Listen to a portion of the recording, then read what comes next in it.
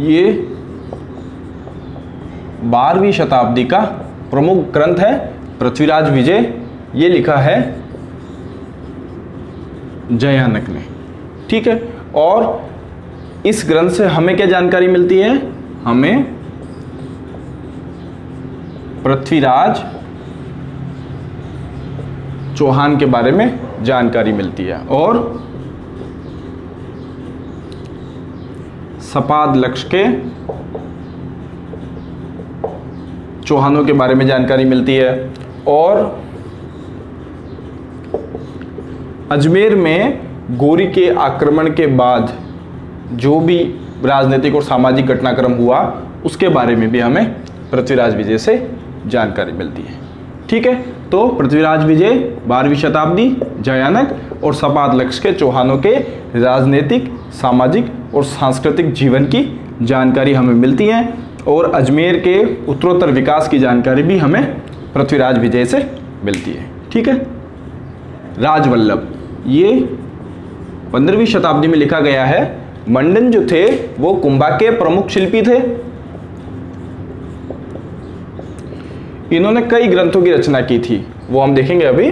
तो इन्होंने राजवल्लभ मंडन की भी रचना की है और इसमें राजवल्लभ में 14 अध्याय हैं और इसमें नगर, दुर्ग, राजप्रासाद, इनके निर्माण के जो तरीके हैं और इनके निर्माण की जो विधियां हैं, जो वास्तुशास्त्र है, उसका उल्लेख राजवल्लभ मंडन में किया गया है। ठीक है, मुख्यतः ये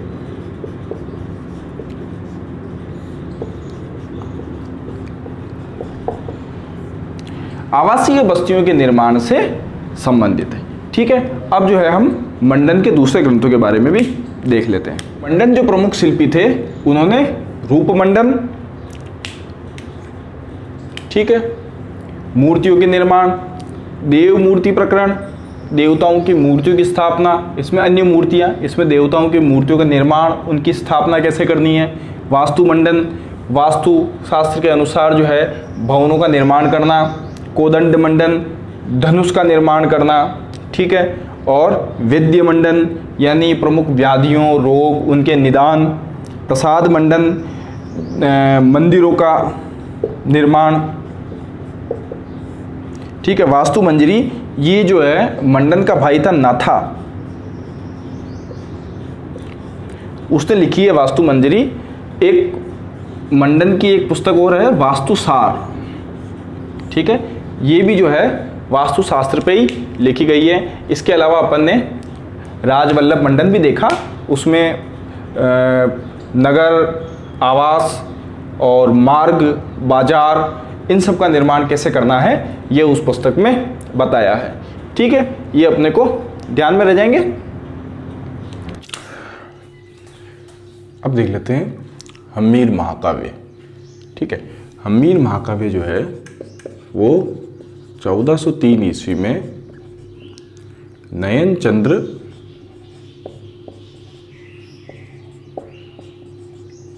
सूर्य ने इसकी रचना की थी। ठीक है, और इसके ग्रंथ, इस महाकाव्य से हमें रणथंभौर के चौहानों के बारे में जानकारी मिलती है। उनकी सामाजिक, आर्थिक, राजनीतिक स्थिति की जानकारी अपने को इस ग्रंथ से मिलती है और विशेष तौर से अलाउद्दीन के रणथंभौर आक्रमण के समय जो घटनाएं घटी थी उनकी जानकारी भी अपने को इस हम्मीर महाकाव्य से मिलती है। अच्छा, एक ये और है हम्मीर मदवर्धन, ये अलग है इससे। इसकी रचना की थी जय सिंह सूरी ने। ठीक है, इसमें जो है अपने को जेत्र सिंह, जो मेवाड़ के गुहिल राजा थे 13वीं शताब्दी के, उनकी और इल्तुतमिश, इन दोनों के बीच हुए युद्ध का वर्णन अपने को हम्मीर मदवर्धन में मिलता है और इसमें जो है हम्मीर इल्तुतमिश को कहा गया है। ठीक है ना, कि किस प्रकार जेत्र सिंह ने इसका जो घमंड है वो चूर चूर कर दिया, मद को मर्दन कर दिया। तो ये दोनों जो है ग्रंथ अलग अलग है। ठीक है। राज विनोद 16वीं शताब्दी में बीकानेर के शासक थे कल्याणमल। ठीक है ना, कल्याणमल। तो उस समय की जो है राजनीतिक सामाजिक परिस्थितियां जो थी वो हमें इसमें मिलती है। इसके लेखक हैं भट्ट सदाशिव।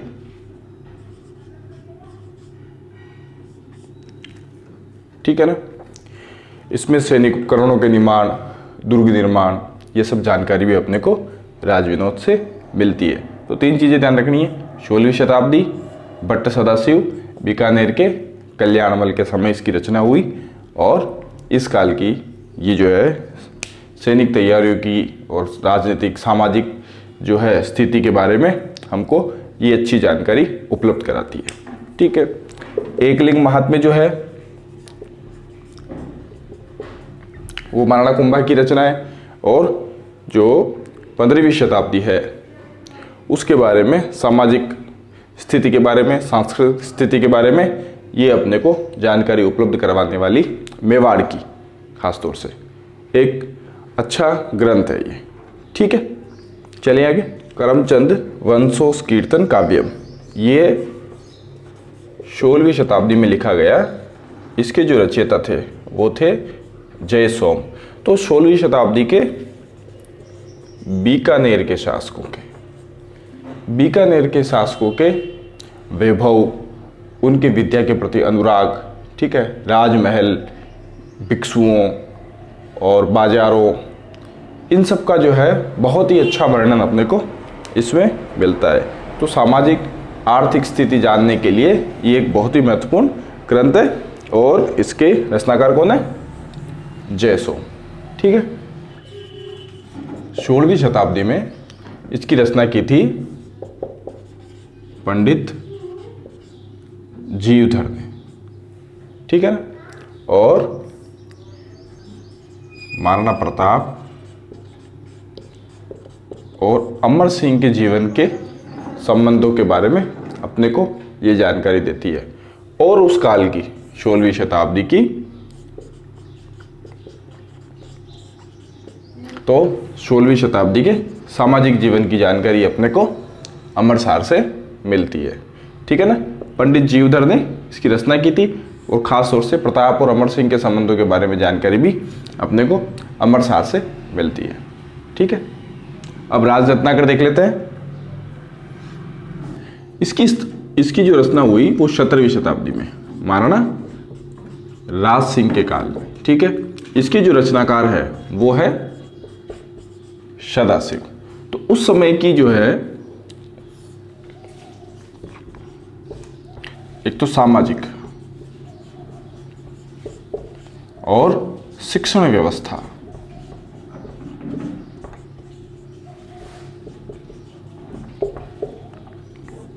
इसकी जानकारी अपने को राज रत्नाकर से मिलती है। ठीक है। अब देख लेते हैं अपन अजितोदय। ये भी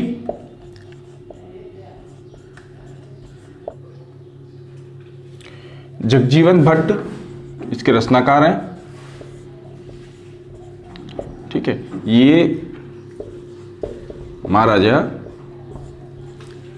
अजीत सिंह के दरबारी कवि थे। अब अजीत सिंह के दरबारी कवि थे तो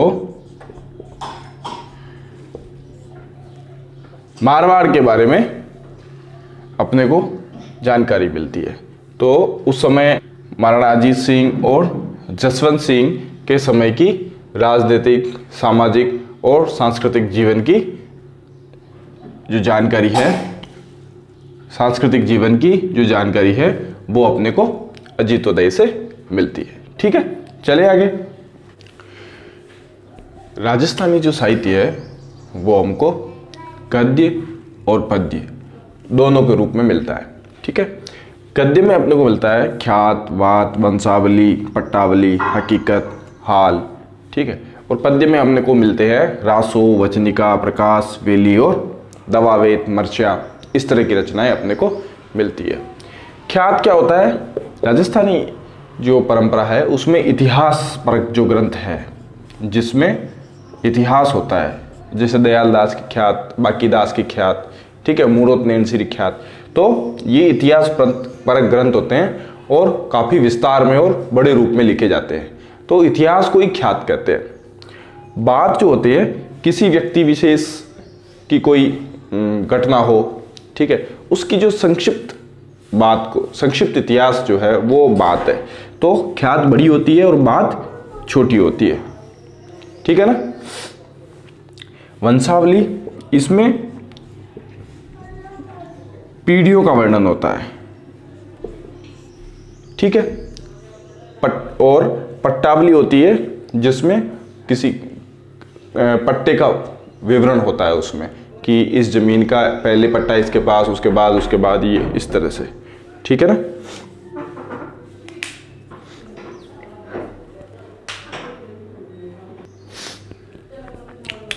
हकीकत और हाल, इन दोनों में किसी घटना का या किसी प्रसंग का विस्तृत जो है वो वर्णन होता है, ठीक है।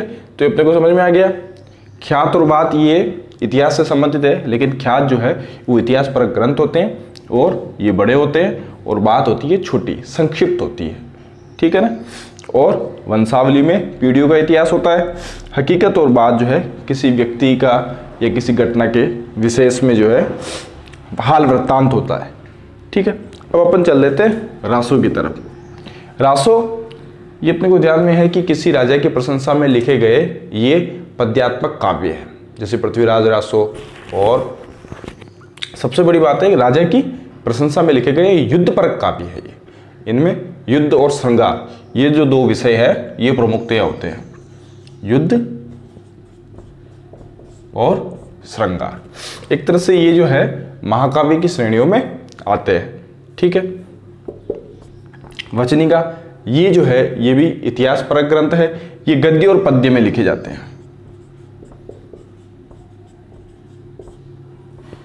प्रकाश, किसी व्यक्ति या किसी वंश की जो है उपलब्धियों का वर्णन इसमें होता है, जैसे पाबू प्रकाश, तो पाबू जी की उपलब्धियां, पाबू जी के जीवन, उनके कार्यों का वर्णन अपने को इसमें देखने को मिलता है। वेली, ये जो है राजस्थानी में लिखी जाती है, पद्य में है। और दूसरी चीज ये है कि सामंतों की उदारता, उनके प्रेम और उनके जो है व्यक्तिगत जीवन, उनकी उपलब्धियां, इनके बारे में जो है ये वेली लिखी जाती है। दवावेद जो है उर्दू, फारसी, इनके शब्दों को मिक्स करके ये दोहों में किसी व्यक्ति की प्रशंसा में लिखे जाते हैं। मुख्यतया जो ये गद्य और पद्य में जितनी भी रचनाएं हैं ये किसी व्यक्ति, किसी वंश, उसकी उपलब्धियां और जो है उसकी प्रशंसा में लिखे गए काव्य है। और चारण कवियों द्वारा ज़्यादातर ये लिखे गए हैं। और ये जो व्यक्ति होते थे ये दरबारी कवि हुआ करते थे, तो इनका मुख्य उद्देश्य होता था कि राजाओं की प्रशंसा में कुछ न कुछ लिखना, ठीक है। तो हम अब जो महत्वपूर्ण काव्य हैं जिनसे अपने को इतिहास की संबंधित कुछ सामग्री मिलती है उनको देख लेते हैं। कानड़देव प्रबंध, ये 15वीं शताब्दी का राजस्थानी काव्य है। इसकी रचना की थी पद्मनाभ ने, ठीक है। इसमें किसका वर्णन है? जालोर पर अलाउद्दीन के आक्रमण का वर्णन है। ये जो पद्मनाभ था ये अखेराज के यहाँ राजकवि था, दरबारी कवि था, और अलाउद्दीन खिलजी के जालोर आक्रमण के ऊपर इसने लिखा था। तो जालोर के शासक कानड़देव और उसका पुत्र बीरमदेव, इन दोनों ने जो तुर्की सेना का अभूतपूर्व सफलतापूर्वक जो है सामना किया उसके बारे में इस पुस्तक में अपने को विवरण मिलता है। और फिर जो जालोर में उस समय जोहर हुआ उसका भी अपने को विवरण मिलता है। तो मुख्यतः से जैसा नाम से स्पष्ट है, कान्हा नदी के बारे में अपने को जानकारी मिलती है और उसके पुत्र के बारे में 15वीं शताब्दी का ये ग्रंथ है। जालोर पर अलाउद्दीन के आक्रमण का उल्लेख इसमें मिलता है। ठीक है, शिरोच्छन्द ये है 16वीं शताब्दी का एक ग्रंथ है। बीकानेर के शासक जो जेतसी थे उनकी युद्ध कला का वर्णन अपने को इसमें मिलता है। और इसमें अपने को यह भी मिलता है कि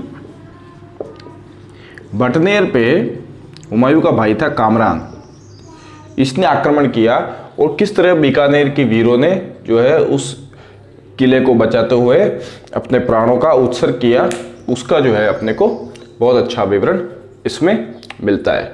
राव जेतसी रच्छन। ठीक है, इसके रचयिता कौन है? बीठू सूजा।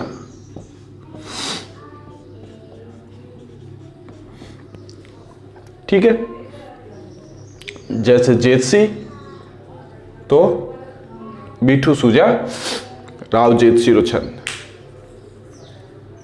उतार लिया, चले आगे। रुक्मणी, इसके जो रचयिता है वो है पृथ्वीराज राठौड़। ठीक है, ये बीकानेर के राजकुमार थे और अकबर के राज दरबार में रहा करते थे। ये जो ग्रंथ है ये बेसिकली है भक्ति ग्रंथ है।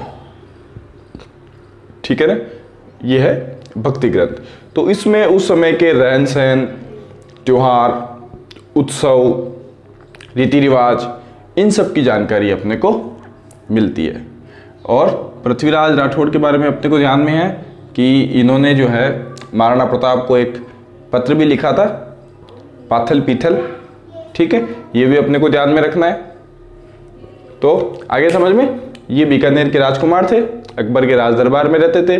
बेली कृष्ण रुक्मणी जो है मुख्य रूप से एक भक्ति ग्रंथ है और इससे हमें उस समय के उत्सव, त्योहार, रीति रिवाज और अन्य सामाजिक सांस्कृतिक जानकारियां इससे प्राप्त होती है। चले आगे, आगे देख लेते हैं हम राजरूपक और सूरज प्रकाश। इसके रचयिता है वीरभान और इसके कर्णिदान। ये दोनों ही जो है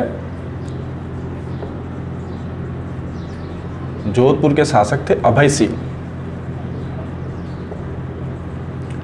इनके दरबारी कवि थे। ठीक है, और इन्हीं के समकालीन थे। और अभय सिंह जी के जो कई सारे युद्ध हैं उनका आंखों देखा हाल जो है इन पुस्तकों में अपने को मिलता है। और उस समय की सामाजिक, आर्थिक, राजनीतिक स्थिति का चित्रण भी जो है अपने को इन ग्रंथों में राजरूपक और सूरज प्रकाश में मिलता है। ठीक है, तो मुख्यतः जो है अपने को इसमें जोधपुर यानी मारवाड़ का जो है वो सामाजिक और राजनीतिक पक्ष इसमें देखने को मिलता है। ठीक है, अपने को ध्यान रखना है वीरभान और कर्णिदान।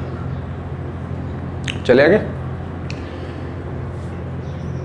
राजस्थानी साहित्य में उसके बाद जो है सबसे महत्वपूर्ण रासो ग्रंथ आते हैं। ये हमने देखे थे, ये जो है मूलतया इनमें जो दो भाव हैं, युद्ध और श्रृंगार। ये राजाओं की प्रशस्ति में, उनके जयगान में लिखे गए जो है काव्य है। सबसे महत्वपूर्ण पृथ्वीराज रासो है। ये उस समय चंद्रबरदाई ने लिखा था और इसमें जो हमको है अजमेर के शासक पृथ्वीराज और उसके जीवन के बारे में जानने को मिलता है। हालांकि ऐसा मानते हैं कि इसका जो बाद का पार्ट है वो चंद्रबरदाई के पुत्र ने लिखा था। झल्लण पुस्तक जल्लण हत दे चले नृपन गजराज। तो और बाद की जो इतिहास की घटनाएं हैं ये हमको अतिशयोक्तिपूर्ण और काल्पनिक सी लगती है, क्योंकि इसके अनुसार पृथ्वीराज रासो को मोहम्मद गोरी अपने साथ ले गया और उसके बाद वो 8 बास अंगुलष्ट प्रमाण वाली घटना और उसके बाद पृथ्वीराज ने गोरी को मार दिया। लेकिन इन सब बातों के ऐतिहासिक प्रमाण नहीं है। ठीक है, लेकिन फिर भी हमें उस समय की राजनीतिक सामाजिक घटनाओं की जानकारी जो है इस पृथ्वीराज रासो में मिलती है। इसके बाद बीसल देव रासो नरपति नाल ने लिखी है। ये बहुत बाद की लिखी हुई रचना है, लगभग 16वीं शताब्दी की रचना है। इसमें अजमेर के शासक बीसल देव के बारे में हमें जानकारी मिलती है। ठीक है, और जोधराज ने हमीर रासो लिखी है। तो रणथंभौर के शासक जो हमीर हुए हैं, जिनकी अलाउद्दीन खिलजी के साथ जो सैनिक मुठभेड़ हुई थी, उसमें अलाउद्दीन खिलजी ने रणथंभौर के दुर्ग पे कब्जा कर लिया। तो जोधराज ने इन्हीं हमीर पर अपनी पुस्तक लिखी, हमीर रासो। गिरधर आसिया ने किताब लिखी है सगत रासो। ये जो सगत रासो है, ये महाराणा प्रताप के भाई थे शक्ति सिंह, उनके जीवन पर लिखी गई पुस्तक है। खुमान रासो दलपत विजय ने लिखी है।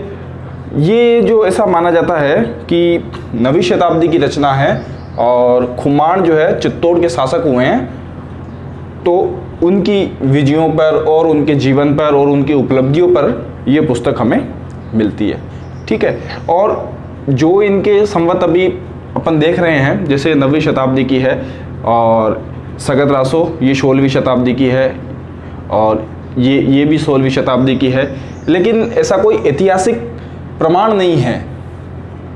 ठीक है, तो केवल इनको जो है हम सतही तौर पर इतिहास को जानकारी के स्रोत के रूप में स्वीकार करते हैं। जैसा हम साहित्य के लिए पहले देख रहे थे कि साहित्य में जो साहित्यकार होता है, वो जब अपनी पुस्तक लिखता है तो अपने किसी भी बात को कहने के लिए कई सारे ढंग, कल्पनाएं और उन सब चीज़ों का इस्तेमाल करता है। इस वजह से है हम इसको बिल्कुल काल क्रमानुसार और ऐतिहासिक पुस्तकों की श्रेणी में इनको नहीं रखते हैं, इनको हम इसीलिए साहित्य की श्रेणी में रखते हैं। ठीक है, अब हम कुछ और पुस्तकों के बारे में देख लेते हैं। कुछ और रासो ग्रंथ जो है हम देख लेते हैं। इनमें है क्याम खा रासो, ये कवि नियामत खां जान का है।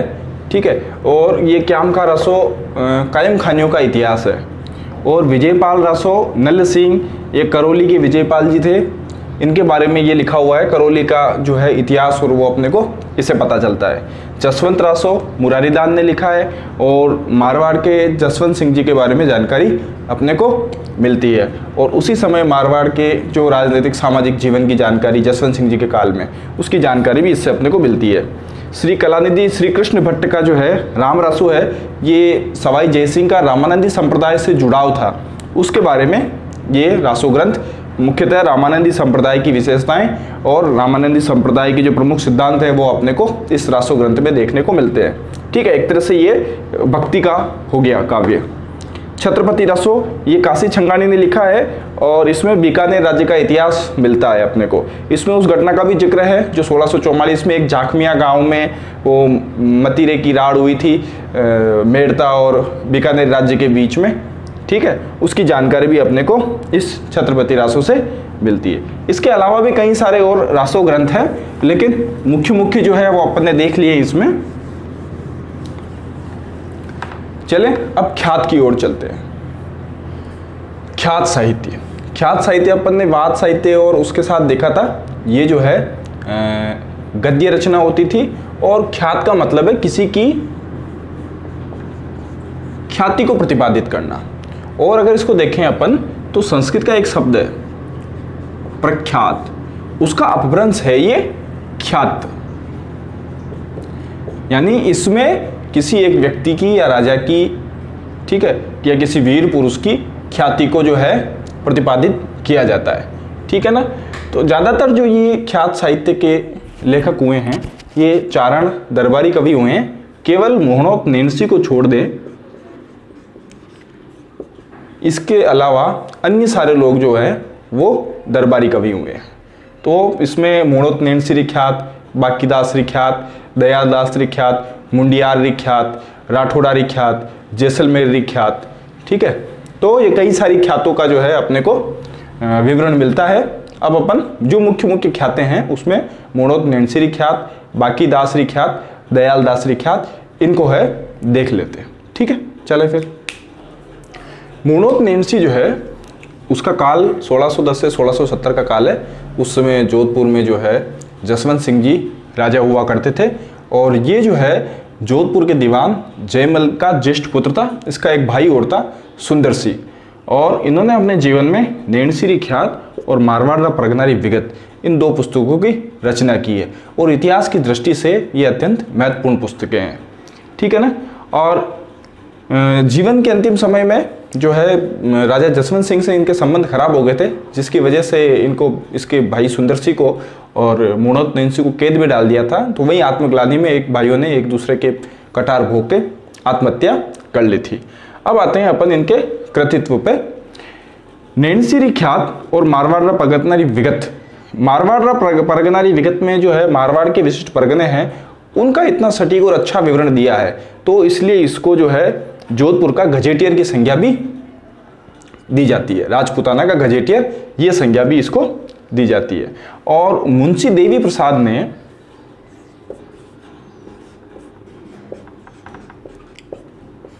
इनको राजस्थान के अबुल फजल की संज्ञा दी है। लेकिन विश्वसनीयता की दृष्टि से देखें तो ये जो है मोणोत नैन्सी ये अबुल फजल से ज़्यादा निष्पक्ष और स्वतंत्र रचनाकार थे।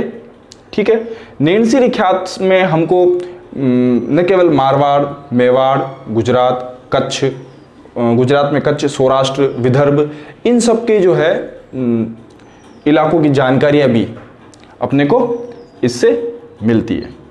तो मोणोत नैन्सी में अपने को केवल 2-3 चीज़ें ध्यान रखनी है। पहली नैन्सी ख्यात, दूसरी मारवाड़ परगनारी विगत। मारवाड़ परगनारी विगत जो है इसको राजपूताना का या राजस्थान का गजेटियर भी कहते हैं। राजस्थान का गजेटियर क्यों कहते हैं? क्योंकि जो है मारवाड़ के जो भी परगने थे उनकी सारी उनकी आबादी, उनकी सिंचाई व्यवस्था, भूमि की किस्म, है ना, किस तरह की ज़मीन थी, जातिवार आंकड़े, ये सारे जो है अपने को इसमें मिलते हैं। और मुंशी देवी प्रसाद ने इनको राजस्थान का अबुल फजल कहा है। और अबुल फजल से भी ज़्यादा निष्पक्ष और स्वतंत्र कृति जो है अपने को मोणोत नैन्सी की ये जो नैन्सी ख्यात है ये मिलती है। ठीक है, और डिंगल में जो है ये रचना लिखी हुई है। और नैन्सी ख्यात जो है उसमें अपने को चौहानों और भाटियों के बारे में जानकारी मिलती है और जोधपुर के राजाओं के बारे में इसमें जानकारी मिलती है। और इसके अलावा कई सारे दूसरे राज्यों के ऐतिहासिक भूगोल के बारे में भी जो है अपने को इससे जानकारी मिलती है। ठीक है, चलें फिर आगे। बांकीदास आसिया। ठीक है, इसकी जो है बांकीदास की ख्यात जो है अपने को ग्रंथ मिलता है। और ये जो है जोधपुर के राजा मान सिंह का चहेता था। ठीक है ना, और मान सिंह जी ने इनको मान सिंह का चहेता था। मान सिंह ने इनको लाख पसाव का जो है उपहार दिया था, उपाधि दी, अधिकार दिया। और इनकी जो ख्यात है वो एक्चुअली फुटकर बातें हैं, मतलब याददाश्त के आधार पे लिखी गई है, जिसमें किसी बात में जो है एक पंक्ति है और 1 से लेकर 6 पंक्तियों तक है। और ऐसी लगभग 3000 बातों का या 3000 विवरणों का जो है इसमें उल्लेख मिलता है अपने को। ठीक है, फुटकर बातें हैं, ये क्रमानुसार नहीं है,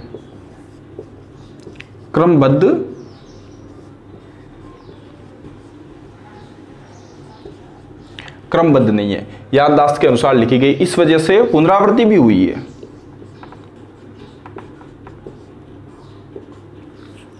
ठीक है ना, तो इससे अपने को जोधपुर और भी दूसरे वंशों के बारे में जानकारियां मिलती है। अच्छा, इनकी ये कविता भी है, आयो अंग्रेज मुलक रे ऊपर।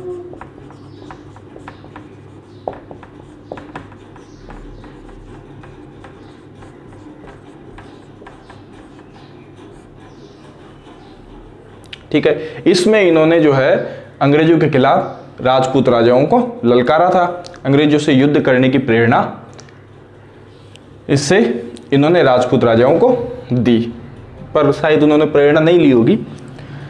आगे दूसरा देखते हैं कि इनकी एक जो बात है उसमें ऐसे फुटकर नोट है, यूँ 3000 फुटकर नोट। तो एक नोट में जो है यहाँ के राजा रतन सिंह के द्वारा जो कन्यावध रोकने के लिए जो प्रतिज्ञा ली थी उसका जिक्र भी उसमें आता है। ठीक है, अब अपन देख लेते हैं दयाल दास सिढाएच। ठीक है, ये बीकानेर के चारण कवि रहे और ये बीकानेर के शासक रतन सिंह उनके दरबारी कवि रहे हैं। और इन्होंने अपनी ख्यात में बीकानेर के राठौड़ों का प्रारंभ से लेके सरदार सिंह जी तक 2 भागों में जो है इतिहास लिखा है, ठीक है ना। और ये रतन सिंह जी वही रतन सिंह जी है जो बांकीदास ने जिनके बारे में जिक्र किया था कि इन्होंने कन्यावध को रोकने के लिए एक प्रतिज्ञा करवाई थी, ठीक है। तो बीकानेर के रतन सिंह जी ने ये इनसे क्यों लिखवाया, कारण ये था कि जब टोड ने अपना इतिहास लिखा तो उसने बीकानेर को द्वितीय श्रेणी के राज्य के रूप में चिन्हित किया। इसलिए इस बात से रतन सिंह जी बड़े दुखी हुए, तो उन्होंने दयाल दास को कहा कि भी बीकानेर राज्य का इतिहास लिखो, ठीक है।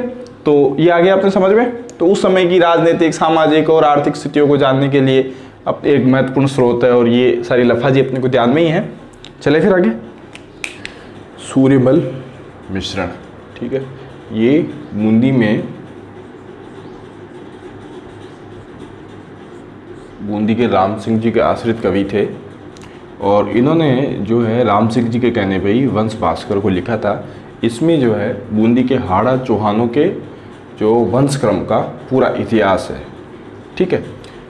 और इसको एक महाकाव्य माना जाता है, और कुछ विद्वान जो है इसको महाभारत के समतुल्य भी बताने का प्रयास करते हैं। कहते हैं इससे राजाओं ने राजत्व सीखा, शस्त्र चालकों ने शस्त्र सीखा, कलावंतों ने कला सीखी, और इस तरह की चीज़ें जो है वंश भास्कर में हमको देखने को मिलती है। और इसमें मूलतः तो बूंदी का इतिहास ही है, हाड़ा चौहानों का, लेकिन प्रसंगवश जो है जिन जिन राज्यों से या जिन जिन प्रदेशों से बूंदी के संबंध रहे हैं उनके इतिहास की जानकारी भी अपने को वंश भास्कर से मिलती है, ठीक है। इनका जो दूसरा ग्रंथ है वो है वीर सतसई। ये 1857 की पृष्ठभूमि में लिखा गया है, और इसमें क्षत्रियों को अंग्रेजों के खिलाफ युद्ध करने के लिए उनको प्रेरित किया गया है, ठीक है ना। और इसमें जो है मुख्य रूप से क्षत्रिय होना कितने गौरव की बात है, और यदि क्षत्रिय होते हुए भी अन्याय का यदि प्रतिकार नहीं करता है तो वो क्षत्रिय कहलाने के योग्य भी नहीं है, ठीक है ना। इस तरह की बातें इसमें की गई है। और ठीक है, चलते फिर आगे। राजस्थान का इतिहास जानने के लिए जब तुर्कों और मुगलों का आगमन हो गया था तो उसके बाद जो है हमें कुछ फारसी ग्रंथ भी मिलते हैं जिनसे भी हमें राजस्थान के इतिहास को जानने में मदद मिलती है। और ये जो प्रमुख फारसी ग्रंथ है ये काफ़ी विश्वसनीय भी माने जाते हैं। जैसे इनमें पहला जो है वो ताजुल मासूर, ये 13वीं शताब्दी में हसन निजामी में लिखा था, और इसमें जो है अजमेर के बारे में हमको जानकारी मिलती है, मुख्य रूप से पृथ्वीराज तृतीय और उसके आसपास का कालखंड हम इससे जानते हैं। जैसे मिनाजुस सिराज की जो है तबकात नासिरी, इससे अपने को अजमेर, जालोर और नागौर में मुस्लिम प्रभाव कैसे बढ़ा और किस प्रकार बढ़ा, ये जो है अपने को इससे जानकारी मिलती है। आगे देख लेते हैं, कुछ और किताबें हैं। मुख्य रूप से तत्कालीन जो तुर्क या सल्तनत कालीन जो शासक थे उनके साथ राजस्थान के राजाओं के क्या संबंध रहे हैं, इस बारे में अपने को इन फारसी ग्रंथों से जानकारी मिलती है। जैसे खजाइनुल फुतू, देवल रानी, खिजर खां, और ये जो किताबें हैं अमीर खुसरो की, उससे अपने को रणथंबोर पे अलाउद्दीन का आक्रमण और उससे संबंधित जानकारियाँ अपने को मिलती है। प्रमुख फारसी ग्रंथ है जैसे तारीख-ए-इलाही, ये अमीर खुसरो की है, और इससे अलाउद्दीन खिलजी के राजस्थान के साथ क्या संबंध रहे हैं ये अपने को इससे जानकारी मिलती है। तारीख-ए-फिरोजशाही, ये बढ़नी के हैं, तो तुगलक वंश के जो है राजस्थान के साथ क्या संबंध रहे हैं, इससे तुगलक वंश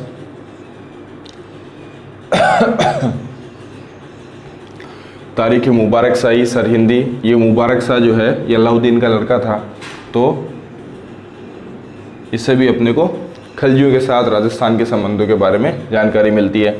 बाबरनामा, बाबर और राजस्थान के बारे में, ये गुलबदन बेगम जो हुमायूं की बहन थी तो उसने हुमायूंनामा लिखा, और इसका राजस्थान में हुमायूंनामा में अपने को जब मालदेव ने इसको बुलाया था शेरशाह के आक्रमण के समय, ये नहीं आया, फिर पक गया, तो ये सारी चीज़ें अपने को जानकारी इससे मिलती है। तारीख शेरशाही जो है, शेरशाह और मालदेव के बीच के संबंधों की जानकारी अपने को इससे मिलती है, गिरी सोमेल का युद्ध और ये सारी चीज़ें। बादशाहनामा और मासिर आलमगीर, ये दोनों जो है ग्रंथ साझाकालीन है, ठीक है। बादशाहनामा का जो लेखक है वो अब्दुल हमीद लाहौरी है और मासिर आलमगीरी का जो है मोहम्मद साकी मुस्तैद खान है। तो इन दोनों से अपने को शाहजहाँ और राजस्थान के संबंधों के बारे में जानकारी मिलती है। तो मुख्य रूप से ये जो है मुग़लों के लिए लिखे गए हैं, लेकिन मुग़लों के राजस्थान के साथ जो संबंध थे उसकी काफ़ी सारी जानकारी अपने को इससे मिल जाती है। तो इन किताबों से अपने राजस्थानी साहित्य को टैली कर लेते हैं। और साहित्यकार, इसीलिए कहते हैं कि साहित्यकार और इतिहासकार जो है मूल रूप से थोड़े थोड़े अलग होते हैं, लेकिन फिर भी जो है साहित्यकार में भी इतिहासकार होता है, ठीक है। तो इस तरह से जो है इतिहास की रूपरेखा बनाने में ये जो ग्रंथ है अपने को मदद करते हैं। अब अपन देख लेते हैं पुरालेखीय सामग्री। पुरालेखीय सामग्री में क्या है, एक्चुअली ये सरकारी कागजात है, सरकारी कागजात, ठीक है। और जिस तरह आजकल फाइलें होती है जिसमें नोटिंग होती है और आगे से आगे चलती रहती है सारी चीज़ें, किसी को जो है ऑफिशियल लेटर जो जाता है आता है उन सब का विवरण रहता है, उसकी ओसी रहती है, बस उसी प्रकार ये पुरालेखीय सामग्री है। ये जो है मुग़लों के बाद लगभग शुरू हुआ था, उनकी देखा देखी इन्होंने भी जो है अपने सरकारी कामकाज का रिकॉर्ड रखना शुरू कर दिया था, ठीक है ना। तो मुख्य रूप से ये है सरकारी कागज। और अभिलेखागार बीकानेर में काफ़ी सारे ये पुरालेखीय सामग्री या सरकारी कागजात जिसे कह सकते हैं ये उपलब्ध है। अब ये प्रमुख जो है ये अपन देख लेते हैं, खरीता, अखबार, वकील, रिपोर्ट, परवाना। इसके परवाना के फिर 4 भाग किए हैं, सियाद अजूर। ये जो है ये जयपुर रिकॉर्ड्स के 5 भाग है। अब अपने अलग अलग राज्य जो है अपने अपने रिकॉर्ड्स रखा करते थे, लेकिन मुख्य रूप से जो है इसी तरह के रिकॉर्ड सब हुआ करते थे, ठीक है। तो देख लेते हैं, पहले हम खरीता देख लेते हैं। तो खरीता बेसिकली जो है एक शासक दूसरे शासकों से जो पत्र व्यवहार करता था उसकी जानकारी अपने को यहाँ मिलती है। और इसमें मुख्य रूप से जयपुर और मराठों के जो बीच में पत्र व्यवहार होता था वो भी इसमें आता है, तो अपने को उनके आपसी संबंधों के बारे में भी जानकारी मिलती है। इसके अलावा भी जो है राजस्थान के राज्यों के पारस्परिक संबंध, उनमें लड़ाई झगड़े किस प्रकार हो रहे हैं, ये जानकारी अपने को खरीता से मिलती है। तो खरीता में मुख्य रूप से अपने को ध्यान रखना है कि एक शासक अपने समकक्ष शासक से बात करने के लिए, ये डिओ लेटर जैसा हो गया एक तरह से, जो एक अधिकारी अपने समकक्ष अधिकारी को जो लेटर भेजता है डिओ लेटर, उस तरह का ये हो गया। अखबारात जो है इसको यूँ कह दो, ये डिओ लेटर हो गया। डिओ लेटर को अपन कहते हैं अर्धशासकीय पत्र जो अपन भेजते हैं वो डिओ लेटर हो गया, ठीक है। अखबारात एक्चुअली क्या होता है कि मुगल दरबार में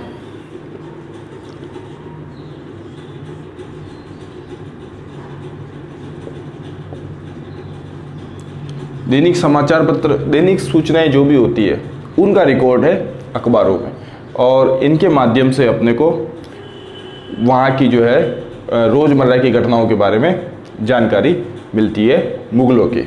वकील रिपोर्ट्स क्या है, तो हर रियासत का जो है राजा अपने यहाँ से एक वकील की नियुक्ति मुग़ल दरबार में करता था, और वो वकील है अपनी रिपोर्ट उस मुग़ल दरबार में क्या घटनाक्रम हो रहा है, क्या गुटबंदी हो रही है, आपस में क्या चल रहा है, ठीक है, वो लोग कैसे सोच रहे हो, वो रिपोर्ट्स अपने राजा को भेजता था।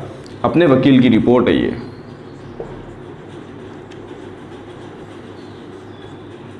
राजा को भेजता था, तो वो है आपका वकील रिपोर्ट। परवाना जो है इसमें कोई भी शासक जो है अपने अधीनस्थ कर्मचारियों को जो आदेश भेजता था, ठीक है, वो परवाना कहलाता है, अधीनस्थ को आदेश।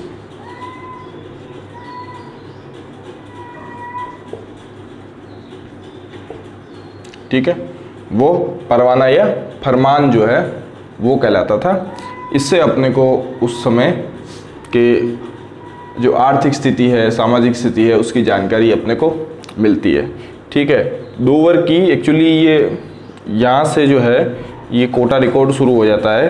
तो कोई पत्र मिले उसमें 6 जो है तिथिवार मिले हैं पत्र, उसमें जो है कोटा रिकॉर्ड में दोवर की, ये एक्चुअली 2 परतों वाला पत्र है।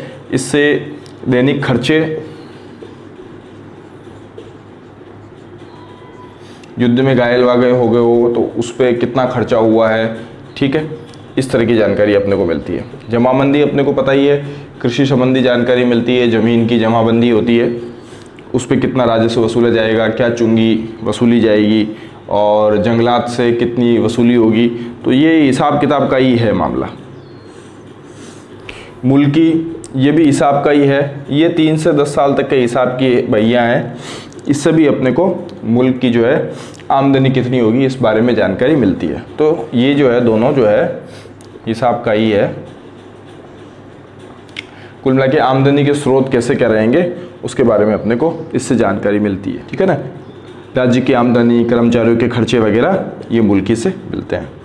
अब है तल्की, इसमें राजाओं द्वारा भेजे गए आदेश हैं और दूसरे राजाओं को जो है समकालीन अपने दूसरे राजाओं को जो भी पत्र भेजे हुए हैं उसकी सबकी नकल जो है वो अपने को तल्की में, पत्रों की नकल, मतलब ये मान लो ये ओसी है एक तरह से तल्की, ठीक है ना।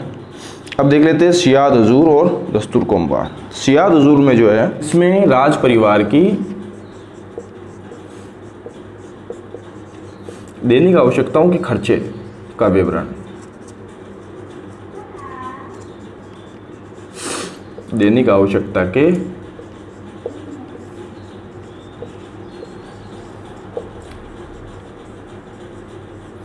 खर्चे का विवरण अपने को सियाद हुजूर से मिलता है। दस्तूर कोमवार में जो है, जैसा कि अपने को कौम से संबंधित अपने को ध्यान में आ रहा है, कौम यानी एक जाति, इसमें जो है अपने को राज्य के जो भी अधिकारी है उनका जातिवार नाम, पता, ये सारी चीज़ें अपने को दस्तूर कोमवार में मिलती है, ठीक है। चले आगे। ये जो है ये एक्चुअली दिल्ली के बादशाहों द्वारा लिखे गए हैं। ये जयपुर में उपलब्ध रिकॉर्ड है, ठीक है ना, जिसमें फरमान, मंसूर और निशान ये सारी चीज़ें उपलब्ध है। तो बेसिकली पहली चीज़ तो ये ध्यान रखना है कि ये सारी चीज़ें जो है वो दिल्ली का बादशाह लिखता था अपने अधीनस्थ जो राजा है उनको, या दिल्ली के बादशाहों के जो है परिवार में उसके परिवारजन कोई लिखते थे तो वो भी इन्हीं में आ जाएगा। वो अपन एक एक करके देख लेते हैं। सबसे पहले फरमान और मंसूर, ये बादशाह द्वारा पत्र होता था, ठीक है, और इस पे जो है बादशाह का तुगरा, उसकी मोहर होती थी, या फिर जो है उसके पंजे का निशान होता था। ये अपने अधीनस्थ जो राजा है उनको बेचता था। जैसे निशान है तो ये जो है शहजादे और बेगम, इनके द्वारा किसी अन्य को लिखे गए पत्र है। बादशाह के अलावा अगर शहजादे और बेगमें जो है किसी को भी पत्र लिखते थे तो वो क्या कहलाते थे, निशान कहलाते थे। अर्जदास जो है ये अपने को वैसे समझ में आ रहा है, अर्ज की जा रही है, तो प्रजा और शहजादे जो है बादशाह से अगर किसी बात के लिए कोई रिक्वेस्ट करते हैं, ठीक है, तो वो अर्जदास में आते हैं। और हस्बुल हुक्म, ये बादशाह की आज्ञा है। अगर बादशाह को कोई भी आज्ञा देनी होती तो वो हस्बुल हुक्म लिखता, और ये जो है वजीर लिखता था, ठीक है, वजीर की तरफ से ये आज्ञा जारी होती थी। जैसे अपने कोई भी राज्यपाल की आज्ञा से कोई भी चीज़ जारी होती है उसको कैबिनेट सेक्रेटरी वगैरह ये लोग लिखते हैं, जॉइंट सेक्रेटरी वगैरह। अगला है रज़्म या अहकाम। रज़्म अहकाम जो है एक्चुअली ये बादशाह के द्वारा अपने सचिव को किसी विषय वस्तु की नोटिंग करा दी जाती थी। अपनी टिप्पणी वो सचिव को देता था, उसके बादशाह के निजी सचिव को। फिर जो है वो निजी सचिव जो है फिर उस टिप्पणी के माध्यम से एक पत्र तैयार करता था, ठीक है ना। सनद जो है किसी की भी नियुक्ति के लिए, किसी को युवराज या कहीं का राजा या कहीं का सामंत नियुक्त कर दिया, या कहीं किसी चीज़ की नियुक्ति के लिए उसको एक नियुक्ति पत्र देते थे, वो था सनद। रुक्का होता था निजी पत्र। राजपूतों में भी कई सारे राजा थे, उनको खास रुक्का हासिल था। इसका मतलब है वो बादशाह को सीधे निजी पत्र भेज सकते थे, ठीक है। खतूत संग्रह खरीदा अपन ने पढ़ा था। दो शासकों के आपस का जो पत्र व्यवहार होता था उनका संग्रह जो है वो कहलाता था खतूत संग्रह, ठीक है। ये सारी चीज़ें अपने को ध्यान में रह जावे। फरमान मंसूर ये बादशाह द्वारा पत्र है। निशान ये अपने को ध्यान में है कि भाई जो शहजादे और बेगमें हैं ये पत्र लिखते थे बादशाह के अलावा किसी और को। अर्जदास प्रजा और शहजादे जो है बादशाह को किसी चीज़ के लिए अर्ज करते थे। हस्बुल हुक्म जो है वो बादशाह की आज्ञा वजीर के द्वारा जो है आज्ञा प्रसारित की जाती थी बादशाह की। वो रज्म और अहकाम ये अपने निजी सचिव को जो टिप्पणी की जाती थी बादशाह के द्वारा, जिसके आधार पर सचिव जो है पत्र तैयार करता था। सनद नियुक्ति पत्र हो गया, खास रुका निजी पत्र हो गया, और खतूत संग्रह जो है विभिन्न खरीदाओं का आपसी संग्रह हो गया। इन सब चीज़ों से अपने को राजाओं के आपसी व्यवहार के बारे में पता चलता है, प्लस दरबारों की गुटबंदियों के बारे में पता चलता है, उस समय की कूटनीतियों के बारे में पता चलता है, और आर्थिक, राजनीतिक, सामाजिक, सांस्कृतिक, उत्सव, त्यौहार, रीति रिवाज, इन सब चीज़ों के बारे में भी जो है अपने को इन पूरा लिखी सामग्रियों से पता चलता है। अब अपन जो है हिंदी में जो राजपूत राजा है कुछ बहियाँ लिखे करते थे वो बहियाँ देख लेते हैं। ये बहियाँ, ठीक है, राजपूत राजा इस प्रकार की बहियाँ लिखा करते थे, और बेसिकली इन बहियों में क्या हिसाब किताब रहता था। जैसे कोई उत्सव मना लिया, त्यौहार मना लिया, उस पर कितना खर्चा हो गया, कोई और काम कर लिया उसका कितना खर्चा हो गया, ठीक है। सबसे पुरानी बही जो है राणा राज सिंह की मिलती है 17वीं शताब्दी की, और इनसे जो है अपने को उस समय की सामाजिक सांस्कृतिक जीवन के बारे में भी अच्छी जानकारी मिल जाती है। जैसे हकीकत की बहियाँ हैं, ये जो है दिनचर्या, शासक की दिन भर की जो भी क्या गतिविधियां रहती थी हकीकत, तो उसकी जानकारी अपने को इससे मिलती है। हुकूमती बही तो राजाओं के जो आदेश होते थे, ठीक है, उनके पत्रों की नकल इसमें रहती थी। खरीदा बही, खरीदा अपने को ध्यान में है कि दो राजाओं के पास मध्य जो है पारस्परिक पत्र व्यवहार जो होता था, तो इस बही में इनकी नकलें रहती थी, इन पत्रों की ओसी रहती थी, ठीक है। ब्यारी बही, किसी के ब्याह शादी में क्या खर्चा हुआ है उसका जो है हिसाब किताब इसमें रहता था। कमठाना बही, निर्माण कार्य,